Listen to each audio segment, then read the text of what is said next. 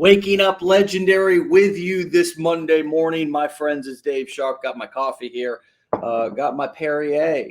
Gonna crack a fresh one for you here in just a moment as we speak to Tara and learn about how she went from teacher to now digital marketer. Wow, what an incredible journey that must have been. Tara, we're looking forward to hear all about it. How are you this morning? I'm good. How are you? I'm pretty good. Still waking up, the whirlwind of getting the kids up and out and to school. But Monday was my morning to make sure that they got to school on time and alive. I succeeded at that. And so here I am. Awesome. How's your morning going? I'm skipping school this morning to be here. So great. Wow. So you're still a teacher? I am. Okay. Yep. So some children have a substitute teacher today. Well, technically, no. We have teacher meetings today. So that's why I chose this day. I would rather bail on them than my kids. So this is why I'm here today. Understood. So tell us how this all came to be. How did you find Legendary? Were you looking for a business? Tell us how this all got started. Well, I had never even been on TikTok till March. And I found a gal talking about all this affiliate marketing. And something had happened to me a couple of years ago that kind of was my why. And I talk about it on my live, and it's kind of a tearjerker in a sense. But I wasn't necessarily looking for this. I was looking for something.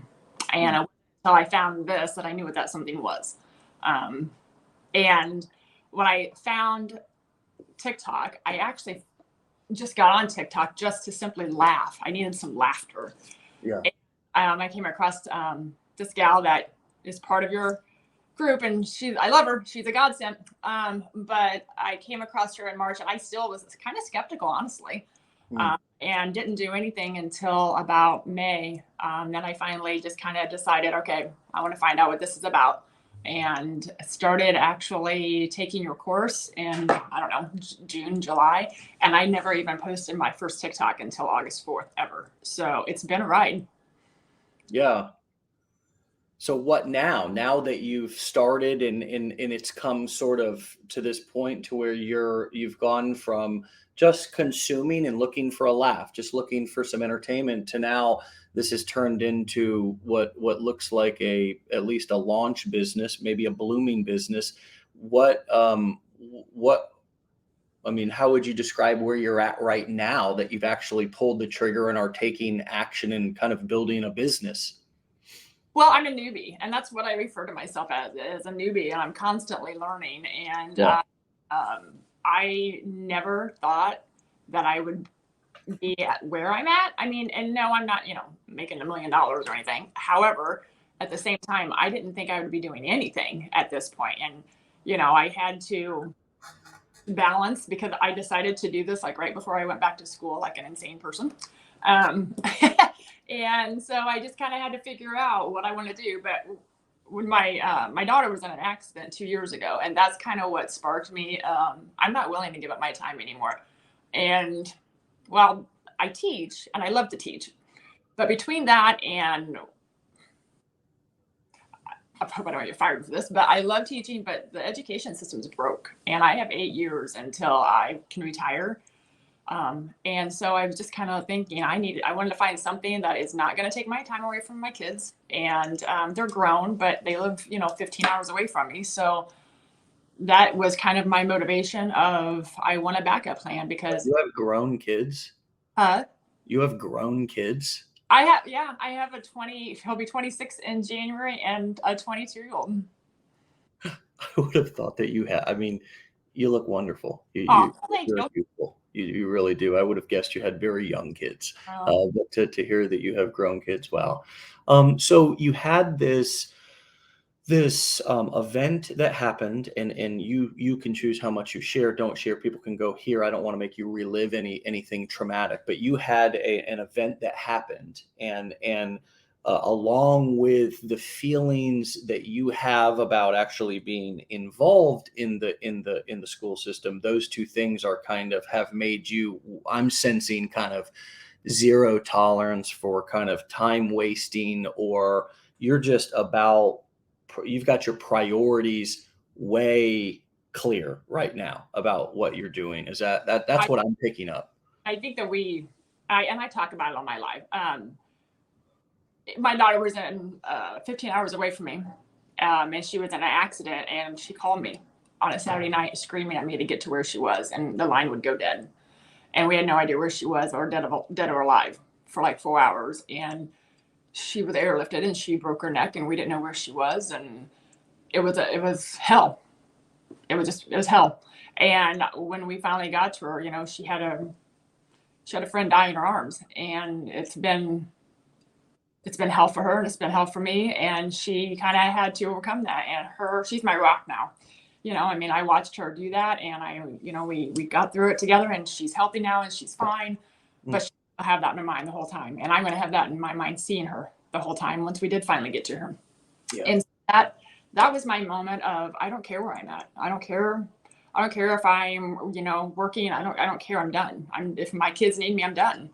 And so that was just kind of my point. And my job, my school district was good about it, but when she had to have surgery, she had to fly 15 hours away all the time. And I was just gone a lot, medical bills and travel expenses. And, my husband, we own a business in town. I mean, we don't do bad, but at the same time, we all get so caught up in the 9 to 5 grind. We get caught up in the laundry and dinner and the sporting events. And, and I understand that that's a lot for kids. And I did the same thing when they were young, but now that they're old and they are that far away from me, I just am, I'm selfish now, I guess. And yeah. I'm done. If the phone rings, I'm out. I really can identify with that. I mean, you've articulated something that I think a lot of people and parents especially feel right now, especially after what we've been through as just a country and in an earth, what we've been through the past couple of years. Then you layer on top something so specific that happened in your life that was also a wake-up call.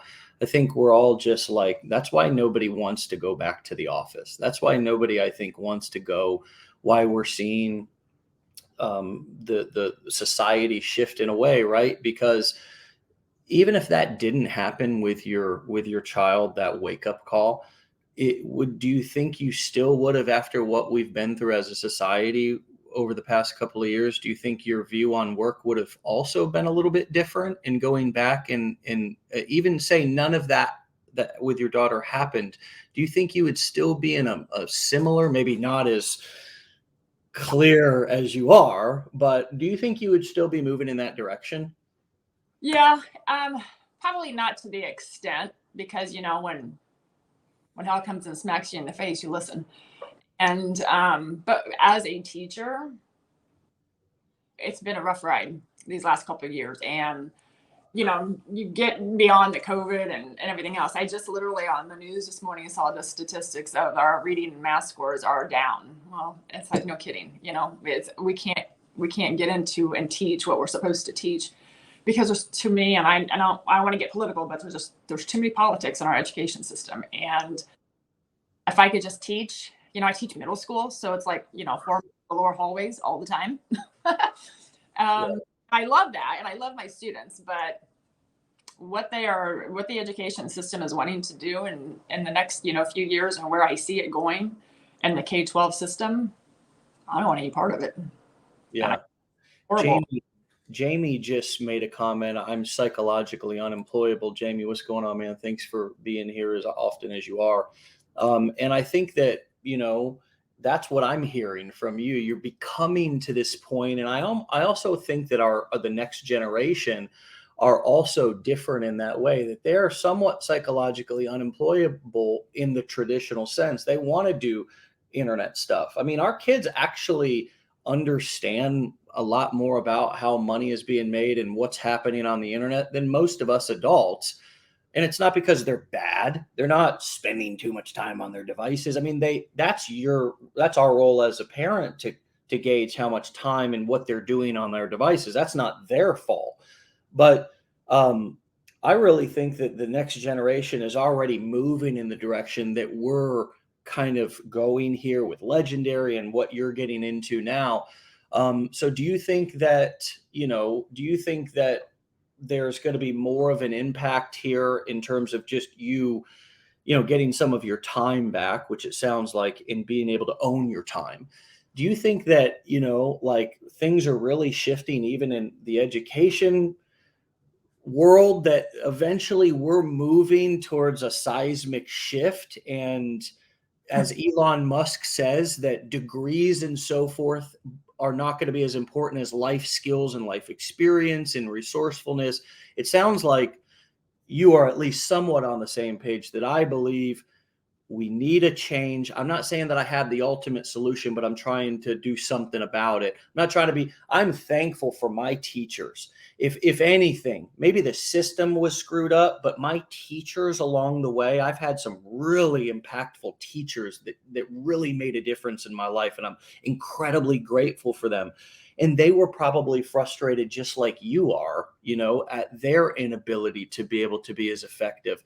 Yet you have kind of this internet, or this less regulated space that we work in, where we've even got young people in our community who are coming in and getting their hands on the information and just kind of getting started. And you're seeing teenagers on the internet who are making millions of dollars because they're creating content on YouTube, or they're selling stuff. And I wonder, like, you seem like such a legacy driven person, or your kids are so important. Is this part of a bigger plan for you to also help to prepare your children for what might be coming down the road, 5-10 years down the road? I don't believe it's going to be the same as it is now.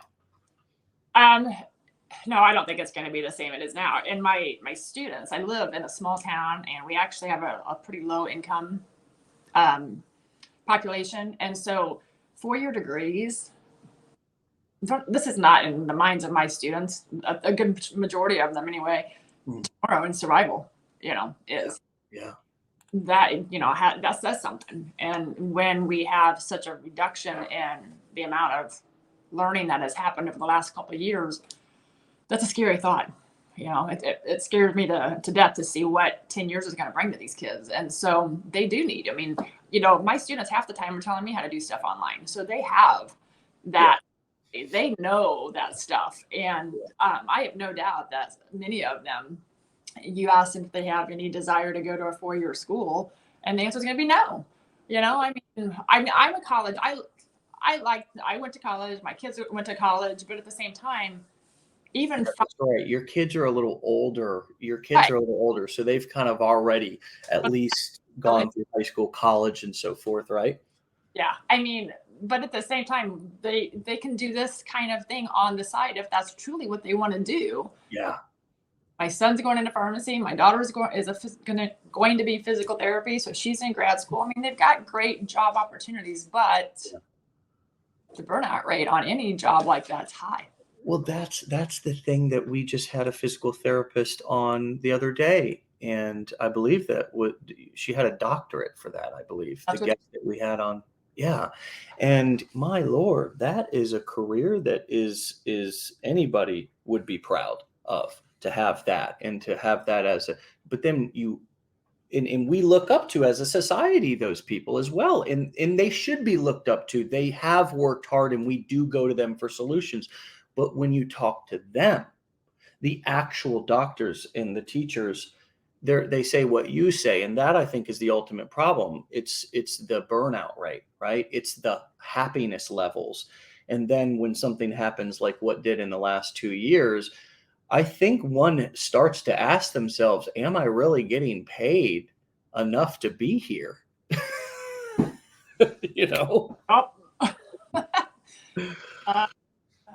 Well, and I can tell you that, and I tell my students this, you can pay me enough money to go back to school. That ship has sailed.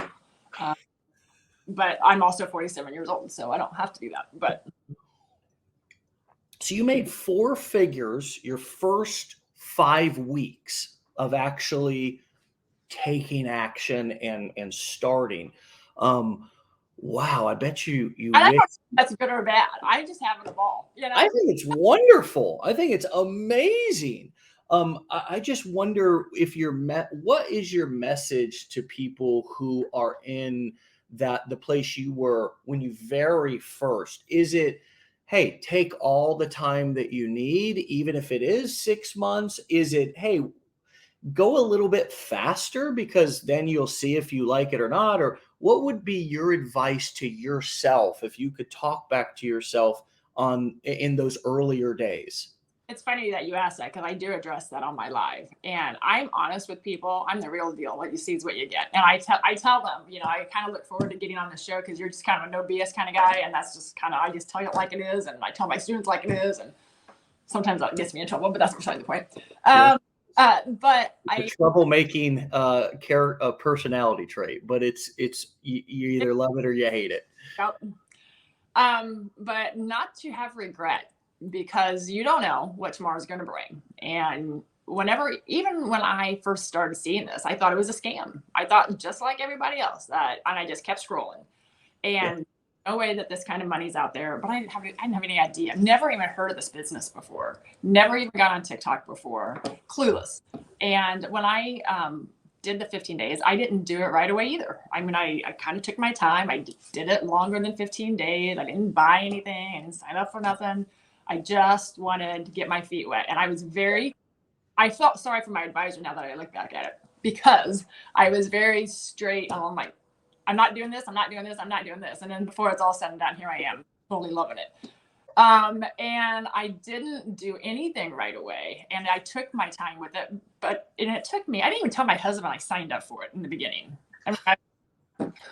But I finally did about day 6 of the training. I kind of told him about it. And we listened to that book 3 times. I absolutely love it because my husband's a financial guru. He does all the investments and stuff. And I'm like clueless.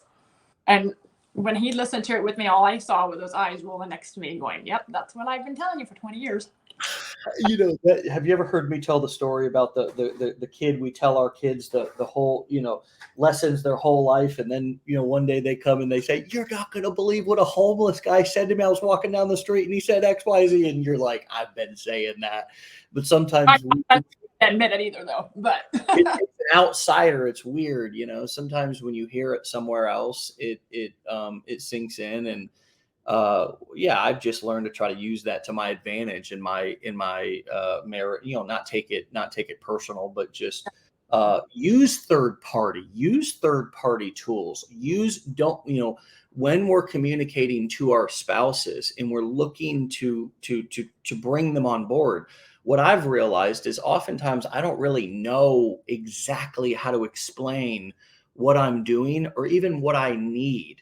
What I usually need is support, but asking for it and trying to explain myself about what I'm doing is difficult. So just like in marketing to anyone else, when you use a third party tool, a book, a movie, a documentary, you use these third party tools, a magazine article, something that you found online, and they hear it from another source.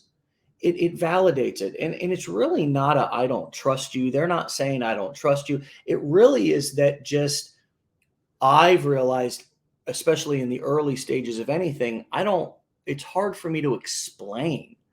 So using that third party, and I think that's the beauty also of affiliate marketing, is that you can get into something and instead of needing to do all the selling and telling and all the explaining, you can use third party companies and use their marketing material to do the selling and telling for you. And you just simply have to be an introducer, and a connector. But it sounds like that's similar to what you did with your husband. And it sounds like it worked really well reading what Rich Dad, Poor Dad, did you say? Yep. Yeah. And, I tell people, I wish that I wouldn't have waited. I wish I would have just bought it and started it right away, that I wouldn't have spent 3.5 weeks and I wouldn't have, and I bought the blueprints and I tell everybody that, I was skeptical when I first started seeing them, but I think that that's pretty normal. But at the same time, I wish, and now looking back, if we had a crystal ball, I would have just jumped on it the second it came available. But, you kind of live and learn. And You do. I mean, it's just like a stock investment. You know what I mean? Like, oh my gosh, I would have, if I would have known that Bitcoin would be 40,000 a coin or 20,000 or whatever it is, or if I would have known Amazon stock when it was $1.29, hindsight's 2020. And it sounds like you're just making the best out of it. And that's what all of us can do by using that experience to now tell the story. And that, my friends, if there's one big boulder for you to carry with you today, it's just that. It's that you're not going to get the marketing story. You're not going to have something to talk about until you gain the experience. And so the experience, even if it's horrible, even if it feels like you're failing, you're building the beauty of the story. Every movie has the 3/4 of the movie where it's pain and suffering, and you think he's or she is going to win, but then they get knocked down again. That movies, if you look at, and I believe Matt broke it down, we break that story selling kind of process down. Another great person to learn about the way in which kind of Disney and these movies structure their stories and how you can model your story after them is a guy named Donald Miller. He has a company called Story Brand, and he talks about storytelling. But it's like when you think about your story and you think, because ultimately that's what's interesting to people. What's interesting about Tesla is both the product, but it's also Elon, right? What's interesting about any brand is, it's the product, but it's also the who can they connect with. That's why personal brands have become so powerful, and why this internet people buying from people has become a thing. So we have to build that story and go through that part in the beginning where it's really hard and it sucks. And if you don't go through that and you don't have that, you don't have a story. You don't have a story, and you need that story, because not only will it inspire you, it will, those lessons will inspire you, but it's also, you can share it. And that's the value, the edutainment that I'm going to guess, Terry, you share and use on your lives. Am I right? I probably, I was a little hesitant, I guess, doing lives and getting on, TikTok. Like I said, because I do live in a small town, and I don't want my students, finding my TikTok and parents. Understood. So I was kind of questioning as to whether or not, do I want to show my face and this and that. And I am very straightforward, and I'll tell you basically anything. I'm an open book. But the story with my daughter was, it's for a loop. And I finally just said, this is what is driving me. This is it. And so I started sharing it. And my very first live was a complete and utter flop. I didn't have a clue what all the buttons meant, and I accidentally allowed somebody on with me. I didn't have any idea who it was, and I panicked. Buttons. Actually, I ended up, exiting out of the live abruptly. I'm like, what the heck did I do? Yeah. So I get on, and of course, it's a whole new crowd, and they're all looking at me like, yes, I'm sure. And it was just then that I'm like, you know what? If I flop, I flop. If I can get on here and I can be all made up, and I can get on here and be a hot mess, it is what it is. And that's when I just kind of decided that, the story needs to be told. And I do tear up when I talk about it on my lives. And, people appreciate, they can tell when, and I'm not doing it to persuade people, but at the same time, people want to know when you're real. People want to know where they can, actually just sit and just soak it in. Like they know, and I'm just not that person. Well, our time is valuable, and there's a lot of other choices that people can they have more choices. They can tune in to people who, we have a built-in BS detector that I think, with all the marketing and all the commercials, I think that's one of the reasons why, as a society, we prefer streaming, because we know the commercials, the kind of fakeness, the corporate BS, the actors, like we're just kind of over that. And we would rather connect and communicate, especially after we've been locked down. with people who we feel are being genuine, because that's just humans like that, right? And so the more comfortable, and it's really a backwards, Tara, because you were in a professional setting, sharing about your personal life, getting personal, and that's not really appropriate, or it's something that's kind of frowned on in the corporate world, right? Yet now we get over here onto the internet where it's not corporate. It's actually the opposite of corporate. The less corporate it is, the better. And so some people have a difficult time figuring out, wait a second, I just came from the corporate world or the job world where, sharing personal stuff was a no-no. I mean, it was all about the company and the book, So what's coming up for you as I'm talking about this? You seem like you're having some thoughts. Well, when you talk about, people don't want to involve others in their personal life that they don't know. And like the corporate, it's a no-no. Even in teaching, it's a no-no, but I've never really followed rules very well. So I actually, with my students, I'm pretty real with them, and they know more about my personal life than they ever wanted to know, because it helps be able to say and go and come to me every morning and, hey, or have a good day, connect.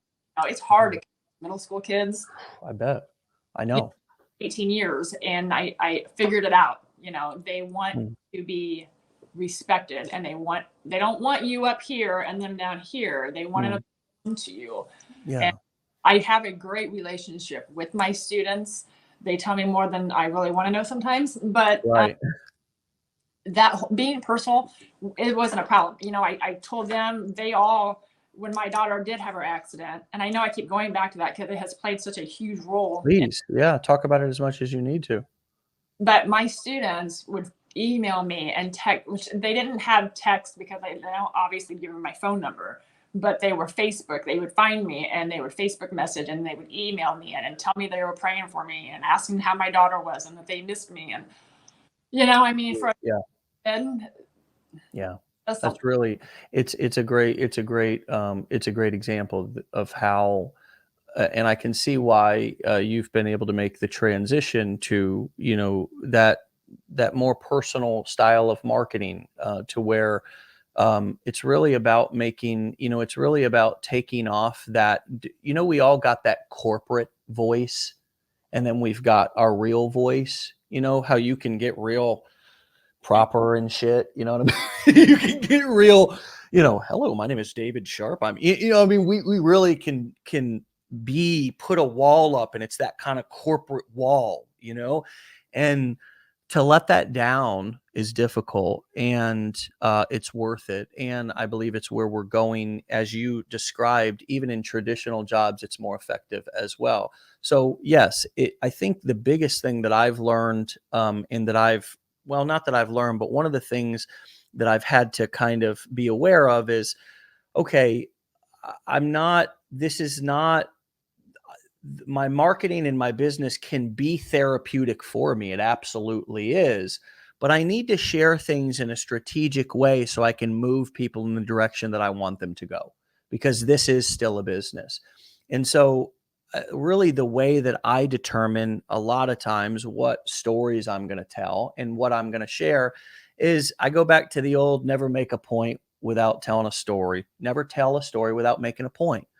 So if I'm telling a story, then I'm using it because I'm making a point, and I'm using that story to let people relate, or maybe as an analogy, sort of, and then obviously if I'm going to launch into telling a story and I have an audience, understand, if I have an audience, just like we go live here every day, I want to value people's time. So if I'm going to launch into a story, I better make a point at the end of that story if I want to keep people engaged. So that's a useful tip for those of you who are wondering, kind of, when do I tell stories? How do I, when's the appropriate time? It's kind of like, well, the appropriate time is not just to tell stories just for the sake of it, but ask yourself, what is the point that I'm trying to make? And then if you have a story, an analogy, a parable, something that can help people understand what you're trying to say even better, it's really effective. Do you find, how do you choose what you talk about? Do you go live with a plan? And Never, what never. was never? Okay. I know. I mean, I just get on, and I kind of found that kind of works for me. Everybody's different. I mean, but I This do is true. have a story that has to be told. But many times I will just that red live button when it says go live. It's intimidating. You Yeah, know, sure. well, when you overthink things, I think is when you're not as productive sometimes. When you just I wing a lot of things, and sometimes I just learned that the first time I did that live, I had everything planned out, and then when the first time something went wrong, crashed and burned. So I just kind of go on, and it just comes out, and I Would you describe your personality as more analytical and organized, or more kind of kinesthetic and going with the flow, more free spirit? it depends on the circumstance. Okay. I like to have things, oddly enough, when my husband and I, when we travel, I have everything lined up and I know exactly what we're doing. And Okay. You sound like my wife traveling. She's the travel, um, yeah, but super planner. The super planner. She's a yeah, super planner. yeah. Well, I was a travel agent before I was a teacher. So, I mean, it's just kind of in my blood, So Yeah. I So mean, the reason why I brought it up is because for a lot of people, when they go live, or when they're doing a talk, or when they're going on to an interview or something like that, they like to have a couple of things jotted down. Just a couple of, look, folks, there's no magic. I see some of the richest people, some of the most successful people in the world, and they got a little card with them or something if they're up on stage and they're doing an interview. There's nothing wrong with having a little something that's posted to your wall, or a little, if you need those notes. And you can even say, hey, what are the points that I want to make, and can I match them with a story, because that would be real helpful. But I relate. I'm very free spirited when it comes to creating content, and less of a planner in this area. I always have those like tidbits that I know that I want to talk about, but when I talk about them and how that conversation comes about, that just kind of varies on, the audience and Yeah. how they're engaged. And, I tell even my students, I tell them, this is the plan for the week, but I'm notorious from starting at plan A and get to plan F before the end of the hour. Yeah. Right. And I have a plan, but it doesn't always work out that way. well, and there's an element of when you're doing a live, especially, or a webinar, like going live is a fairly new thing. We always only used to do webinars from about 2009 till about, I don't know. Going live on Facebook happened. Anybody in the comments know? 5 years ago, something like that, was when we started going live on Facebook. But before that, it was just webinars. Basically, you had to invite people to a go-to webinar, like a WebEx or whatever. So it's really it's a new thing, and it really truly is a skill. It's a skill that you develop to be able to go and you got to do it. You got to practice it. There's not a right or a wrong way to do it. As a matter of fact, the more unique that you make it, the more that you kind of integrate your home or your personality into the process, the better. Because people are there for you. They're there because they're there for the information, but they're also there for the way in which you deliver it. And so I think we can never, a lot of us are always looking for, and I was at the beginning kind of like to fit in. I want to look at others and do it like they're doing. How are you finding, and it doesn't sound like you have an incredibly hard time being yourself, but how have you found your voice in a more and more authentic way, in a way that's, that fits you, makes you feel comfortable doing this? Is there anything that's happened or that you could speak to? Um, I have always been very outspoken from the time, that I was little. And it all kind of, stems back from me being in middle school, oddly enough. Hmm. I'm 6'1". And so I was like the tallest kid, boy, girl, the whole nine yards Wow. in my middle school years. I'm And 6'1" as well. I mean, so, but for Sheesh, couple of 6'1"ers on the show today. Okay, now don't challenge us in a game of 2-on-2 because we'll dunk that, on that butt. I was the most uncoordinated person ever. But but it has kind of stemmed back from, the self-esteem that I developed even back then. I never really had. I just kind of told myself one day they'll look back and they'll, I know I'll be okay. And I've just kind of developed my voice even from back then, and it's just kind of, it's stuck with me. And I've always just kind of had that go get attitude.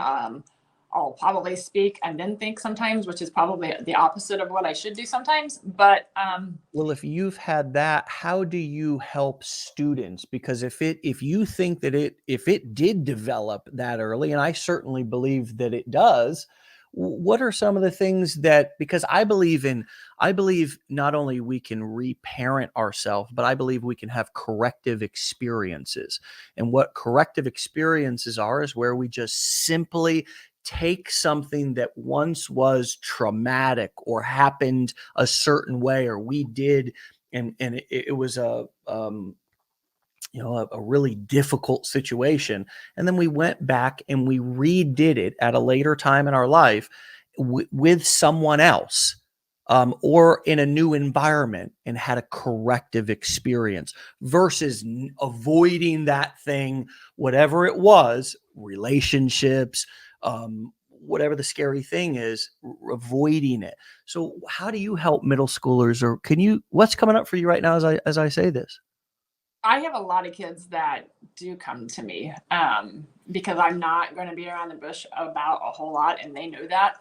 And whenever they do come to me, because I would not want to be a middle school kid in today's world, to say no way. But I do tell them, when we have a lot of bullying and we have, a lot of sensitivity, and there's nothing wrong with sensitivity, but I always tell the kids, if somebody's making you mad, somebody's saying something that you don't like, somebody's making fun of you, you just go and you play the game. You just go up to them and you put a big old smile on your face and you tell them thanks for their opinion, and you walk away with your head high and turn it on to them, turn it back onto them. And that way, that you haven't done anything negative, but you're away. And it may be good advice, it may be bad advice, but when in the end, they're doing that to you because they have their own insecurities. Yeah. They're saying things to you because they probably are jealous of some sort, or they are, they've Projecting. Just projecting. Yeah. When we think about projecting, you can think about a projector, and a projector is we don't use them a lot anymore. Maybe you do, but it's the things that they sit on the table and they project the movie or whatever you're looking at up onto the screen. And somebody, what came up for me as you were saying what you were just saying was a human being when they are criticizing, bullying, leaving negative comments. They are a projector of what is inside of them, and they are projecting it onto you. And it's sad, a lot of times that I tell the kids, you don't know what goes on behind closed doors. And I push tremendously. They walk away from probably we're learning more about real life than content, really, probably in some situations, but that they don't know. They have no idea what some of these kids are going through at home and the circumstances. And so turning around, telling somebody, thanks for your opinion or whatever, it's going to eventually rub off on.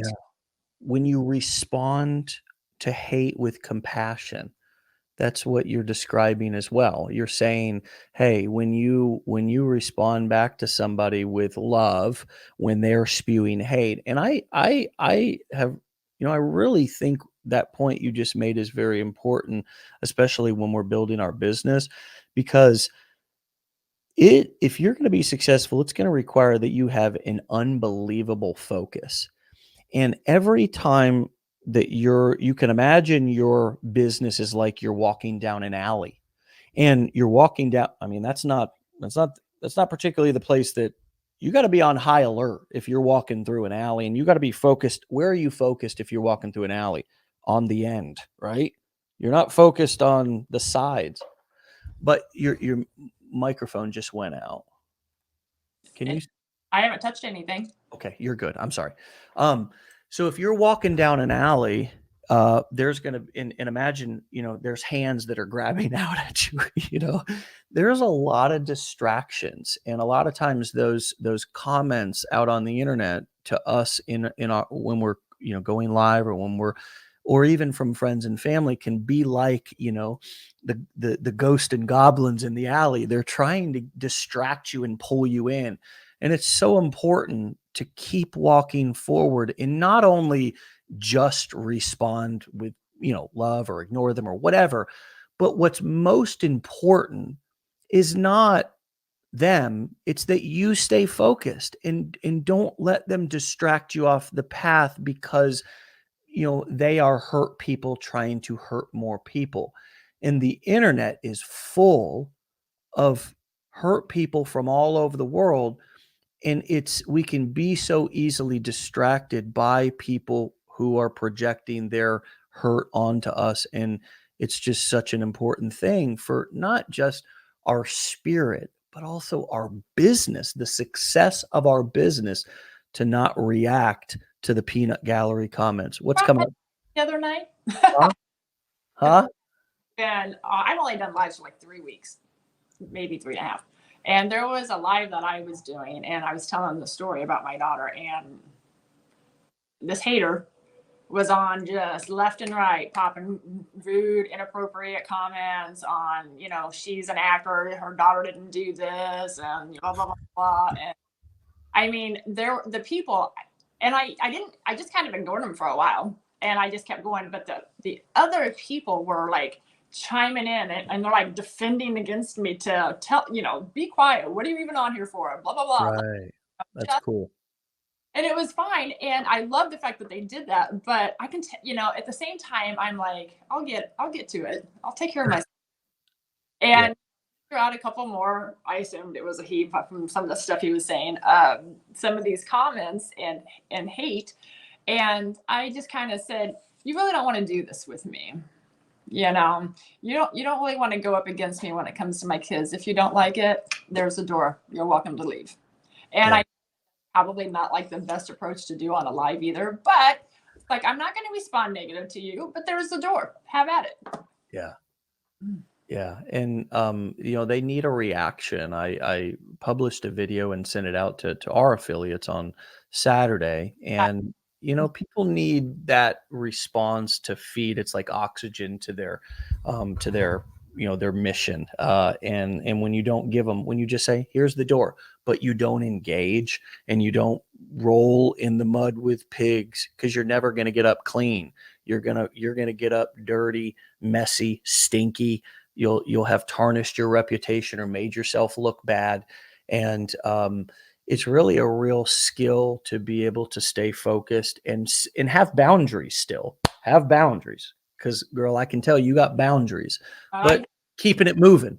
Yeah. Well, I did have people even after the fact message me and said, hey, you did great handling him or whatever. And it wasn't necessarily about that, but it was just the conversation that you were just having. And I'm like, yeah, he kind of sticks out in my mind. I kind of look at Brandy. Yes, I was watching that one. He was pure hate. Oh my God. We were like Mama Bear. Well, what would you like to leave people with today? Any tips about any other tips around your marketing that we could leave people with that they could maybe try? We could give them some sort of a challenge to try something here on this Monday morning new that maybe they haven't done before. Is there anything that stands out to you that's worked, or that was like an aha moment that you could articulate and share with everybody watching? I would recommend and suggest that if people are out there being very cautious of their TikToks and they think that they need to be perfect, the perfect isn't relatable. I even had a sweatshirt that says "Be real, not perfect," and that is what people want. So if you get on, I even posted a TikTok that I completely botched the whole thing, and posted it. I was like, this is it. So people actually So relate to that. When you got, I don't have time. I remember when I was 24 and I got into this, and my wife can remember this more than I can. And I would have the energy to do just it over and do more retakes. And now what you just did, this is it. This is it. This is what you're getting, is where I'm at, now. Yeah, and to me, that's what you want to be entertained, and Yeah. a message. You do need to give valuable, but that is just botching. It's valuable. It's telling people it's okay. Yeah. And so, yeah, I think that I've had a lot of people ask me, do I have to get on social media? And I'm like, well, it's kind of the largest free traffic out there. People can do this without showing their face, and they can do this without speaking. But why?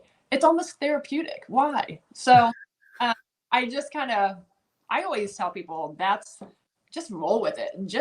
It's the job you've always wanted. You can do it in your underwear. There's no dress code. You can say whatever you want. You never get fired. God dang. It just doesn't get any better. And we still, humans are funny. Humans are funny. We can have exactly what we want right in front of us. And we still are like, I don't know if it's really what I want. Yeah. You have to do something different now. I don't know. That is my way, I guess, is I am 100% real, and I don't know everything, and I don't have all the answers, and I struggle, and I'm learning, but that's life. There's nothing in life that's free. If it's easy, you're not really learning anything. And I just, I don't even know. I feel like I'm just rambling, because this to me is what people need to do. They need to just kind of get out of their comfort zones and just take that one step, just get their feet wet. Because I was like, my first TikTok ever was me getting on saying, I don't have a clue what I'm doing. Yeah. I know what I'm doing, but I'm starting new. You want to come along? And that's it. And I posted. Yeah. So, and it was actually when you guys did the Facebook Reel Challenge. Man, that thing, those free challenges that we've done, we a lot of the people that you see on TikTok and in this space, who are doing other little projects and things, little spin-offs, they started in one of those free challenges, man. That we have had so many success stories come from just some of those free challenges. We've done, Instagram, TikTok challenges, Facebook Reel challenges. That's interesting to hear that you really, what was it about that got, Well, I had no Facebook.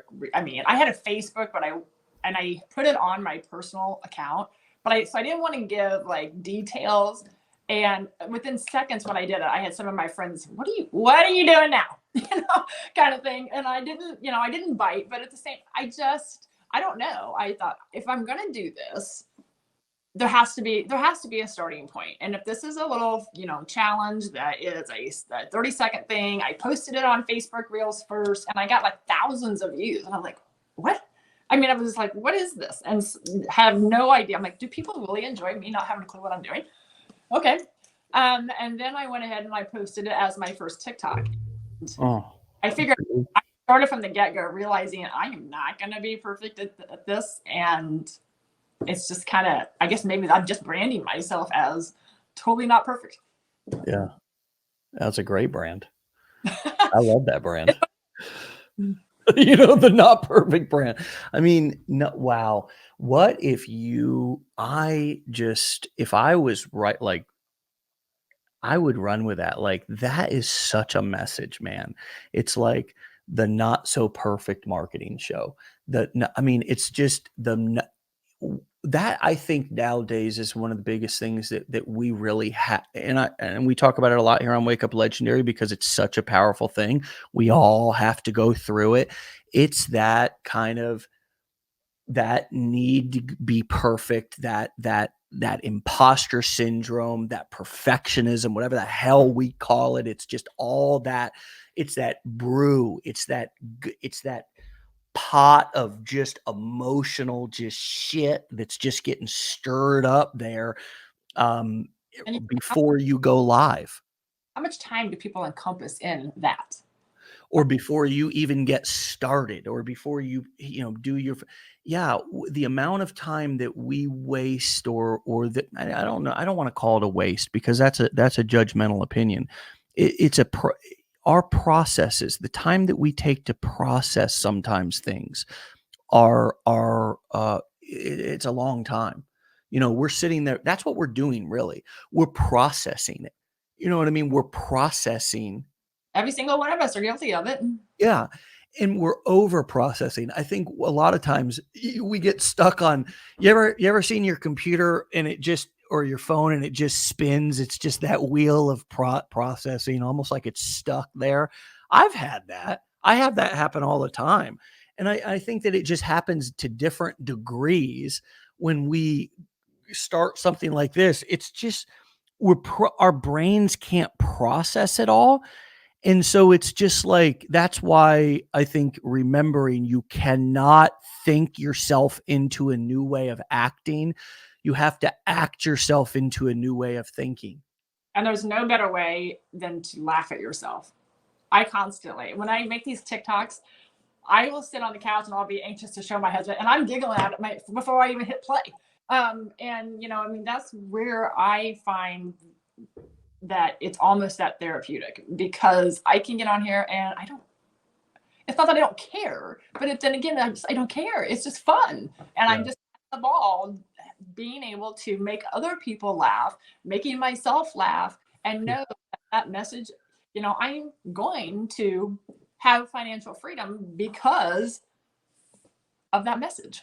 Yeah. And you really nowadays, the more fun you're having, the more, and in some ways, the more you don't care. That's a popular message, just that message alone. And we idolize people in society who we interpret that they don't care. They don't care what anybody thinks. They do their thing, Fine, though, huh? the difference on how that's defined. Well, I believe the reason I think people are attracted to you because you don't care in a sense. I think people are ultimately attracted to me or listen to me because there's an element that I've grown into of where I'm able to be more comfortable in my own skin.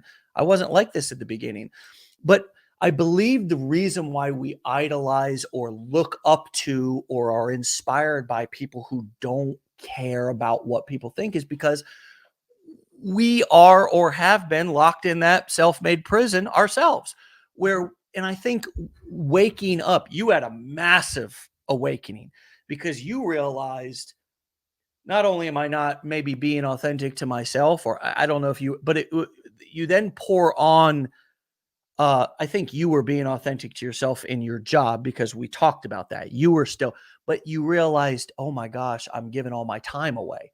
So when you realize, I think, it's like, holy crap, man, I'm not really like the majority of the day when I go to my office or my job or whatever, like I'm not actually being myself. I'm not actually being my real true self.